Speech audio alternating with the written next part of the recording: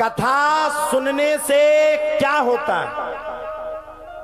बताओ जल्दी, क्या होता कथा सुनने से? बताओ बताओ जल्दी, क्या होता? किस किस को पता कथा सुनने से क्या होता? हाथ खड़े करे रहे ना। ये तो ऐसा कुछ पता ही नहीं है। अच्छे अच्छे बढ़िया दाढ़ी आड़ी रखाए वाले बाबा जी भी बैठे, उन्हें भी पता नहीं। ये हमें पता होना चाहिए भागवत सुनने से क्या होता है। ये हमारा पहला सब्जेक्ट है। अरे कोरोना के समय में वैक्सीन आई थी तो हमें ये पता था कि वैक्सीन लगवाने से क्या होता है। कई लोगों ने अफवाह मचा दी थी, महाराज जी जो वैक्सीन लगवाएगा वो मर जाएगा, तो कई लोग वो लगवाते नहीं थे। अब सब्जेक्ट ये है भागवत सुनने से क्या होता है। भागवतम श्रीमद्भागवतम शास्त्रम कलौ कीरेण भासितम। मैं आपको बताऊं, भागवत सुनने से जो हमारे हृदय कपट की छत्र छाया भगवान से मिट गई, जो हमारा आध्यात्म हमसे दूर हो गया, जो हमारे बच्चे हमारे सामने ही बर्बाद हो गए, ये भागवत ना सुनने से हमारे घर में हुआ। और जिस दिन हम भागवत सुन लेंगे हम भी सुधर जाएंगे। 2 अगरबत्ती भगवान के नाम की लगाने लगेंगे, हमारा परिवार भी लगाने लगेगा, हमारे बच्चे भी लगाने लगेंगे। और जब हम भगवान की कथा को सुनेंगे तो हमारा जीवन का अपने आप परिवर्तन हो जाएगा। यही भागवत है। अज्ञान ध्वांत विध्वंस कोटि सूर्य समा प्रभा, श्रुत ख्याही कथा सारम मम कर्ण रसायनम। अज्ञान ध्वांत विध्वंस कोटि सूर्य समप्रभा, सूत खाई कथा सारम। ये भागवत क्या है? सभी संसार के जितने सार पवित्र होते हैं वो भागवत में। सब लोग सुन लेते, ध्रुव जी की कथा, प्रहलाद जी की कथा, हिरण्यकश्यपु की कथा, नरसिंह की कथा, माता भी गाती। ध्रुव जी की बन गई, प्रहलाद जी की बन गई, और फिर क्या गाती? तेरी बन जाएगी राम गुण गाए से। कौन कौन गाती है इस गीत को? सभी गाती है। लेकिन आपने कभी विचार किया इस गीत को गाने के बाद क्या इस गीत पे चलना चाहिए कि नहीं चलना चाहिए? क्या तो कोई भी देता, मौका देख करके बढ़िया बोला हुआ मैं गाया, अच्छी हमारी आवाज है। लेकिन कभी हमने सोचा कि इस गीत को गाने के बाद हमें इस गीत पर भी चलना चाहिए। ध्यान रखना इस बात को। जिस दिन आपके घर में रामचरितमानस की कथा, भागवत की कथा, भले ही आप लोग सुनो या ना सुनो, आप अपने टीवी के पैनल में जा करके लगा दो। जिस दिन आपके घर में 1 घंटा भागवत लगना शुरू हो गए, हाँ, पहले दिन कोई नहीं सुनेगा, दूसरे दिन कोई नहीं सुनेगा, तीसरे दिन कोई नहीं सुनेगा, चौथे दिन नहीं सुनेगा, हम कह रहे 30 दिन कोई नहीं सुनेगा। लेकिन कबहू तो दीन दयाल की झनक पड़ेगी कान। 30 दिन ना सुनने के बाद भी एक दिन आपके घर वालों का जरूर मन होगा, यार रोज भागवत लगी रहती है। बीती दिन थोड़ा थोड़ा इंटरेस्ट अगर बढ़ गया तो 30 दिन में, अगर एक दिन में हमने एक बात पर मनन करना शुरू कर दिया तो 30 दिन में 30 बातें हम समझ जाएंगे। और जिस दिन 30 दिन में 30 बातें समझ जाएंगे उस दिन हमारा घर नहीं होगा, हमारा घर स्वर्ग से बड़ा हो जाएगा। यही भागवत। श्रीमद् भागवतम शास्त्रम। भागवत के आगे कौन सा शब्द आया? श्री। श्री मतलब राधा, श्री मतलब ऐश्वर्य, और श्री मतलब लक्ष्मी। आप लोग लिखते ना अपने दरवाजे में, श्री लक्ष्मी देवी नमः। सब माताएं लिखती दीपावली के दिन, और देख लेती पड़ोसन का तो नहीं लिख गया, उससे पहले हम लिख ले, इसके घर में नाम है लक्ष्मी, हमारे घर में घुस जाए, इसके घर में तो कुलक्ष्मी चली जाए। हाँ? अच्छा, एक आरती बहुत अच्छी गाती माता है। तेरा तुझको अर्पण क्या लागे मेरा, तेरा तुझको अर्पण। प्रभु जी का प्रभु को समर्पण क्या लागे मेरा। और नीचे रखी मिश्री और ऊपर लगी तेरा तुझे को अर्पण। अलमारी में रखे पैसन की गड्डी, भगवान को खिला रही मिश्री और भगवान से कह रहे क्या लागे मेरा। भगवान कह रहे बारे शेर, 2 रुपया की अगरबत्ती में ठग लिया, गिट्टी रखे अलमारी में अलगी ओम जय जगदीश हरे। वैसे आप लोगों को ये आरती गाना चाहिए, मेरा मुझे को अर्पण।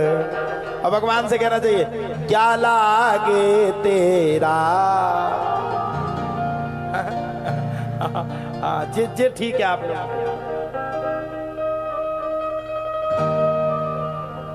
श्रीमद् भागवतम शास्त्रम कलौ की भासितम। कलकाल में भागवत से सुंदर कोई दूसरा ग्रंथ नहीं, भागवत ही सबसे बड़ा ग्रंथ है। अब सुनिए साहब, भागवत में श्री शब्द का प्रयोग क्यों किया गया? अच्छा आप लोग बताओ, भागवत होने से पहले किसकी जरूरत पड़ती है? बताओ जल्दी बताओ भैया जगत जी। कथा होवे से पहले क्या चाहने आओ? पैसा। जब पैसा आओ जब तो जो टेंट लगो, अबे आओ नहीं अबे आओ जा, ठेला खाली है। जब पैसा आएगा तब तो कलश यात्रा होगी। जब अपने यहाँ कहने लगते वो अपने बुंदेलखंड में कहते हाथ ना मुट्ठी और खुरखुरा उठी। हाँ हाँ अब पैसा होना तो माताएं आपस में चर्चा करें, नहीं नहीं हम तो चंदा दें, चिंता ना करो, अब हमारे तो हम तो दो पहले। भागवत के आगे श्री शब्द का प्रयोग किया गया। एक बार की बात है, श्री वेदव्यास जी महाराज बैठ करके सरस्वती नदी के तट पर भागवत जी का बखान कर रहे थे और श्री गणेश भगवान लिख रहे थे। अच्छा वो बोल रहे थे, ये लिख रहे थे। वो बोले ये लिखे, संपूर्ण कथा को लिखना शुरू किया। इतने में वहां पर माता लक्ष्मी प्रकट हो गई। या श्री स्वयं सुगति नाम भवने स्वलक्ष्मी पापात्मनाम कृति धिया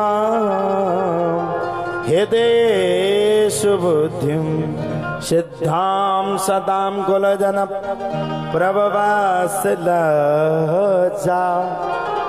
ताम त्वाम नतास्म परिपालय देवी विश्वम। माता लक्ष्मी को देख करके तुरंत वेदव्यास भगवान खड़े हो गए। मैया मेरे नगर में आपका आगमन हुआ, मैं अपने आप को बड़ा भाग्यशाली मानता हूं। अब बताओ मैया किस प्रयोजन से आपका यहां आगमन हुआ? माता लक्ष्मी ने कहा अरे सुनो भैया, मेरे पति की तुम कथा लिख रहे हो और मैं ना आऊं तो भला कौन आएगा? वेदव्यासी महाराज ने मुस्कुरा करके कहा अच्छा किया भैया। भागवत के आगे पहले श्री शब्द नहीं था, ये मैं व्याख्या बता रहा हूं, ध्यान से सुनना। माता लक्ष्मी ने कहा वेदव्यास तुमने सबकी कथा को लिख दिया,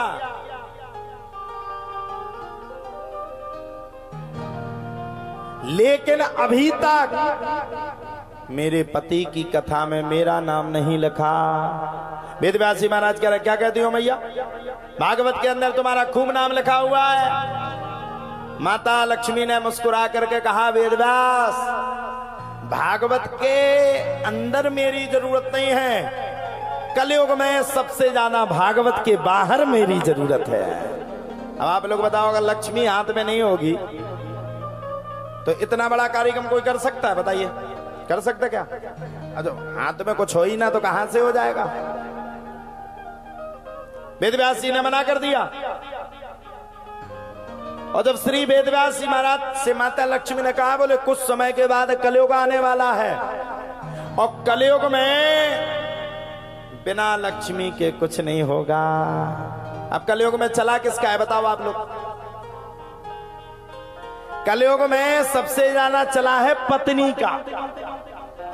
पत्नी ने अगर जाके कह दिया पति से 1 रुपए भी भागवत में मत देना, नहीं तो ध्यान रखना, और भागवत में जाना भी नहीं, तो मेरी गारंटी है वो शरीर लाके स्टैंड से निकल जाएगा लेकिन लौट करके यहां नहीं आएगा। और अगर पत्नी ने जाकर के पति से कह दिया कथा तो बहुत अच्छी हो रही है, बढ़िया हो रही, महाराज जी टॉप टॉप के आए, कथा अच्छी कहते, तुम भी अपना सहयोग दे देना, पति दौड़ करके दे देगा। लेकिन धन्य है माता लक्ष्मी, उन्होंने अपने पद का सदुपयोग किया और हम अपने पद का दुरुपयोग करते हैं। माता लक्ष्मी ने पहला स्थान भागवत में अपना इसलिए बनाया क्योंकि वो चाहती थी कि मेरे पति के आने से पहले मैं ऐसी व्यवस्था करूं, ऐसी व्यवस्था करूं, ऐसी व्यवस्था करूं कि मेरे पति को आने के बाद कोई भी कष्ट प्रारंभ ना हो। आजकल की पत्नियां और सोचती हम सज जाएं पति के भाड़ में। अभी देखना आप कहीं शादी में जाएंगे तो सबसे पहले खुद सजेंगे, बढ़िया अच्छा अच्छा सूट साट जो भी पहनती हो, लहंगा महंगा पहन करके सबरी फिट फाट। और एक और आप पति सजे या ना सजे, पति के हाथ में बच्चों को और दे देंगे, लो इन्हें संभालो, हम मर थोड़ी जाए, हम इतनी बड़ी शादी में हम अच्छे नहीं दिखेंगे, तुम संभालो इन्हें। अब वे लगे उनकी पंथनियां साफ करने के लिए, पत्नी लगी खूब लहंगा चुन्नी पहन करके जमाने को दिखाने के लिए।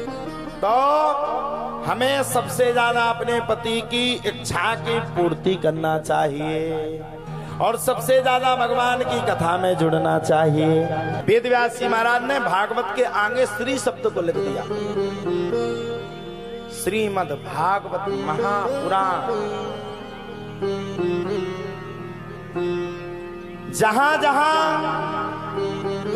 जब जब भागवत जी की कथा होती है तब तब भागवत महापुराण की कथा का वर्णन किया जाता।